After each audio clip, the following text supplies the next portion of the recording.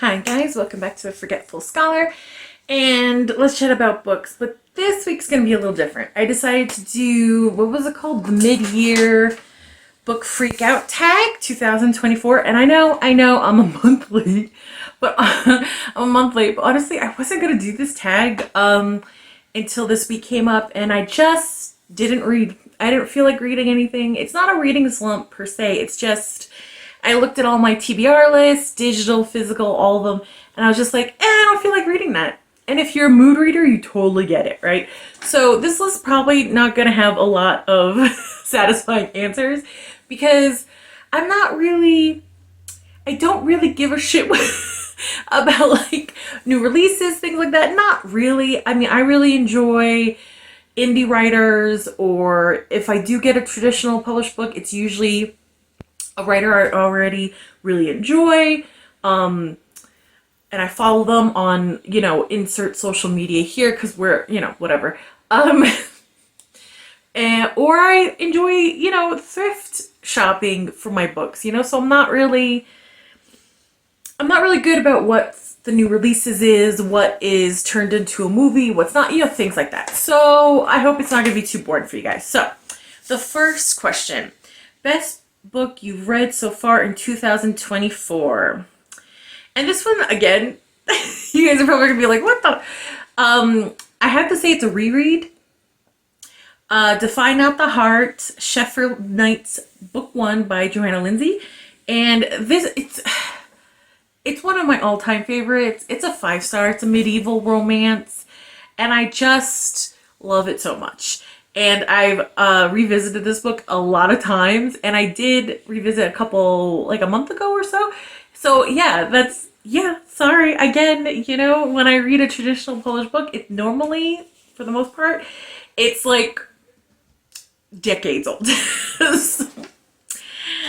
Best sequel you've read so far in 2024. So sequel implies like the second book of in a series, which I haven't read anything like that in 2024.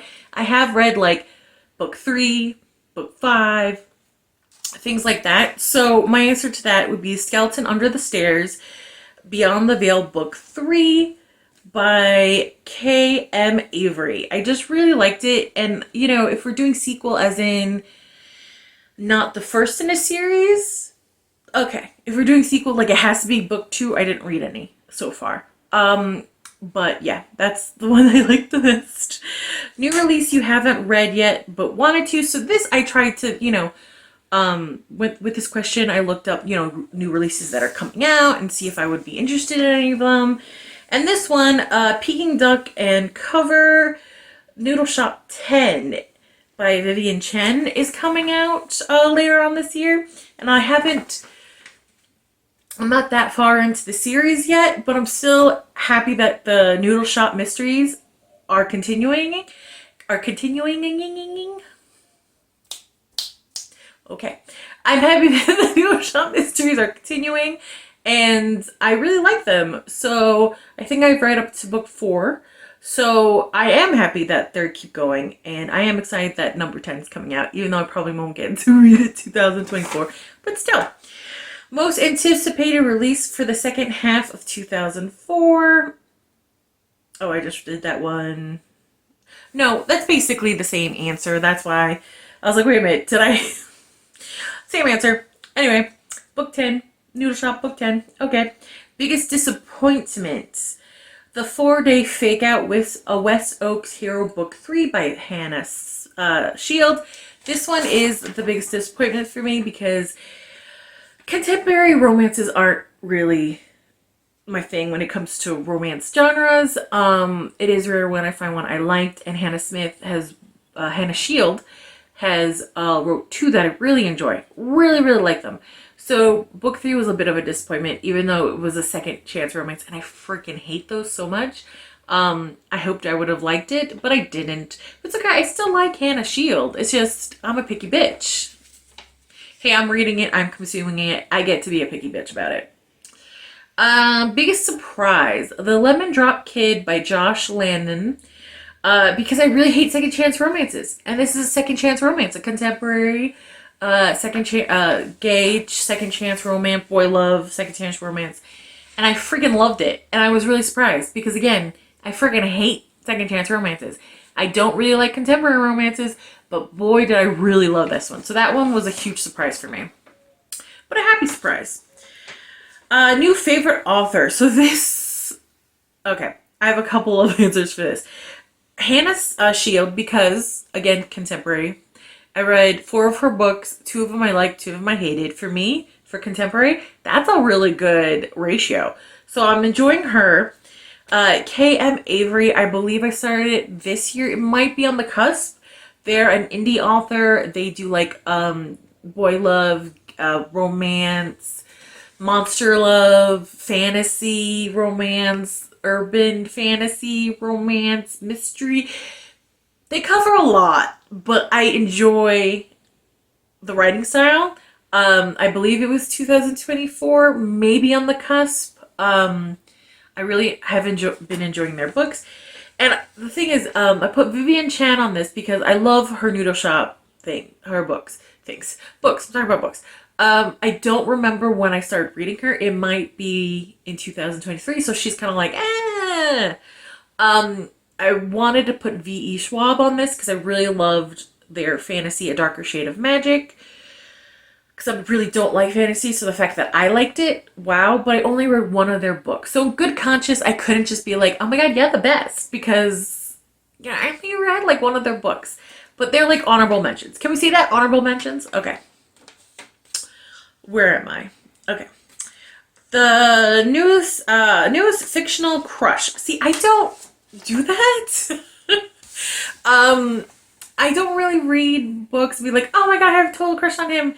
It's just not, when I'm reading romance, I root for the couple, and I'm really happy when the couple gets together and stuff like that. It just, my brain doesn't really do that, and if your brain does, that's cool. I kind of wish it does, because I've seen all these, like, die-hard, Sarah J. Maas fans, because I love Court of Throne books, and that's fantastic. Like, obviously, they have, like, emotional attachments to those characters. That's cool, but for me, I just don't really go in that genre, like that area. Like, my brain doesn't go like, oh my god, he's so cute, I wish he was real, kind of thing. But if I had to pick, it would probably be Detective Sean Holt from the Six Night Truce, West Oaks Heroes, Book 1 by Hannah Shield. Yeah, because, like, he can admit when he's wrong. He's trying his best. He's a great dad. They had great chemistry. Man, the bar is so low for straights. Let me the bar is so low. He wasn't an asshole. You know what I mean? There we go. New favorite character. I would have to say Detective Hart. From The Skeleton Under the Stairs, Beyond the Book Veil, Book 3 by K.M. Avery. Yes, you find out his first name in that book, and if you're going to read it, I don't want to spoil it, because it's kind of cute. But yes, again, I really liked his character, because I liked flawed characters, and I really liked how his character is flawed. Self-esteem issues, he's a beautiful elf, but he hates that. Like, he's a complicated character, and he is, again, 100% good guy. You know what I mean? So, I really enjoyed reading that book. Book that made you cry? None.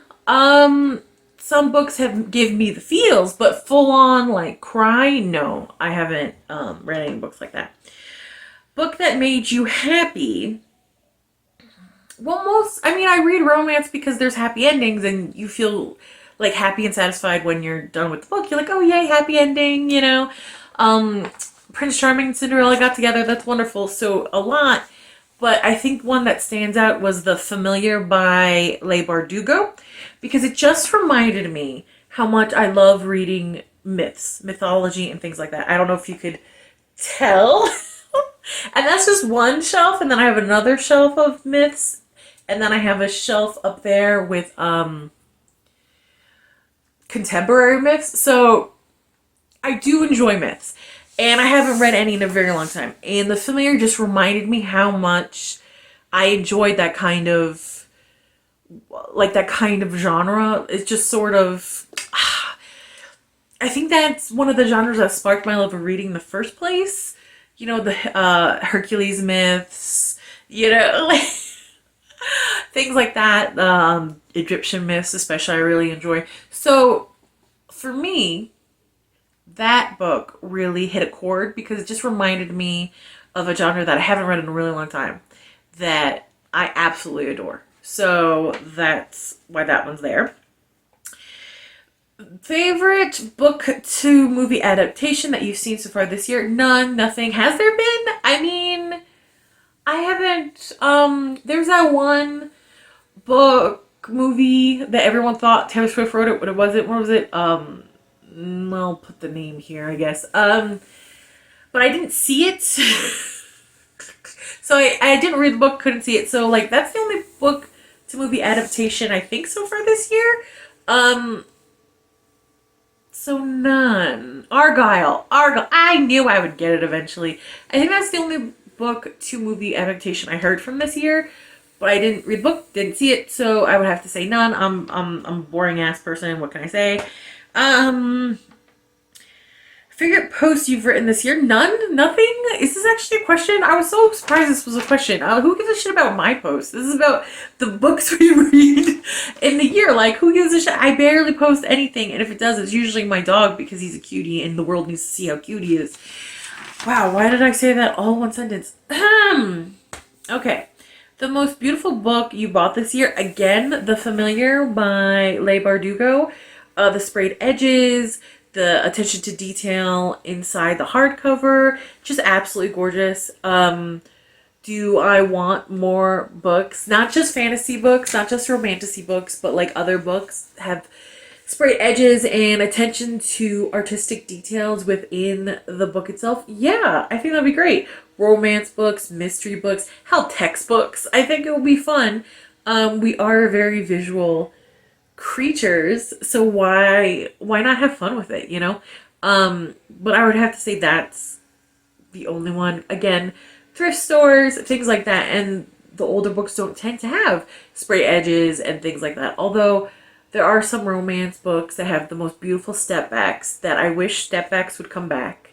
They are an art that I think is gone on the wayside because, you know, if you pick up an old book that has a step back, you're not looking at a photograph. You're not looking at digital art.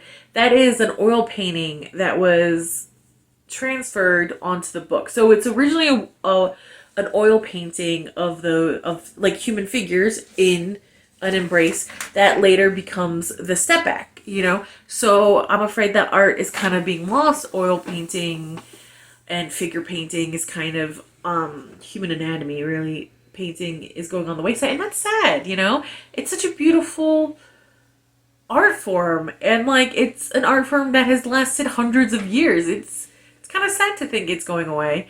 What am I talking about? Okay. Redirect. All right.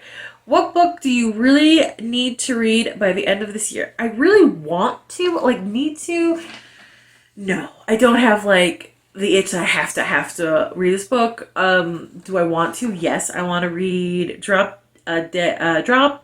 Egg Drop Dead, A Noodle Shop Mysteries, Book 5 with Vivian Chan. I haven't read their books for a while.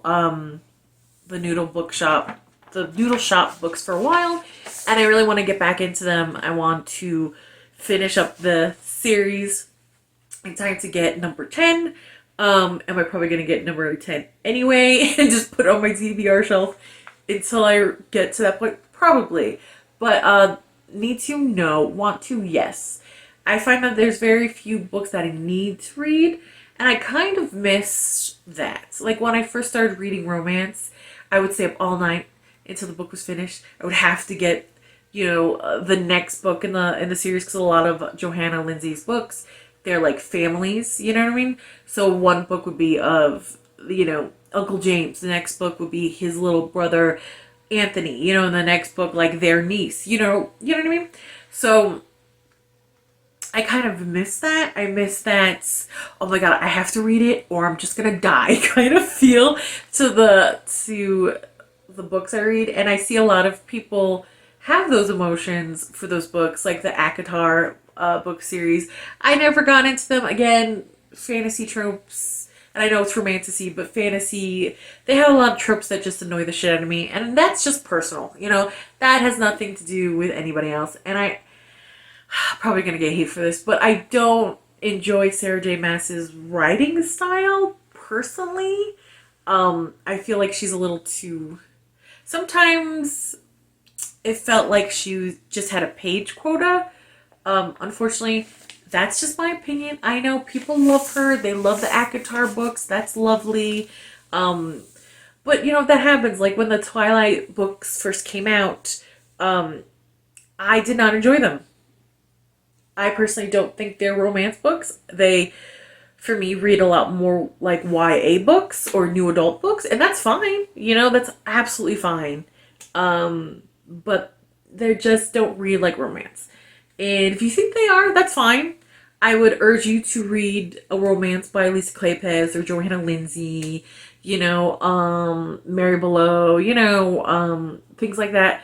Just to see that there is a difference in pacing and such when it comes to romance that romantasy is very different in. But I didn't like the Twilight books when they came out, So again, it's been a long time since I've oh, I need to read this book. Oh my gosh.